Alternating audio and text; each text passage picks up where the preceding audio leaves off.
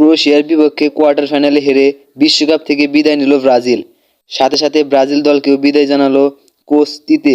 Coach থেকে পদত্যাগের ঘোষণা তিনি আগেই দিয়েছিলেন, জানিয়েছিলেন ব্রাজিলের কোচ হিসেবে কাতারের মাটিতেই হতে চলেছে তার শেষ বিশ্বকাপ। সেই অভিজ্ঞতাটা সুখকর হলো না তিতের জন্য। ছেলে সাউদের মিশন হেক্সার স্বপ্ন চুরমার করে দিয়েছে ক্রোয়েশিয়া।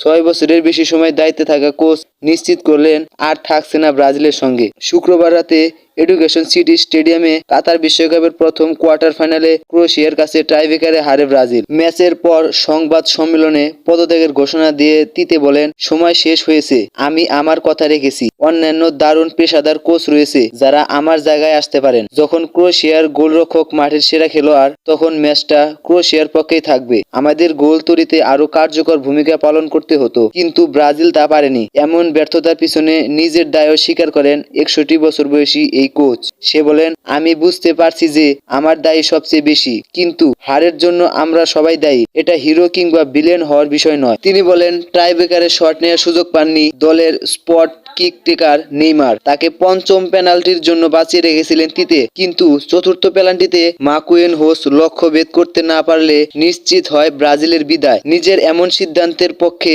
আরো যুক্তি দেন তিতে। তিনি বলেন, পঞ্চম পেনাল্টি ম্যাচের ফল নির্ধারণ করে, সেটায় চাপ আরো বেশি থাকে। যেসব খেলোয়াড় মানসিকভাবে প্রস্তুত থাকে তাদের উচিত এটা নেওয়া। এভাবে ম্যাচ হেরেও ফলকে সম্মান জানান তিতে।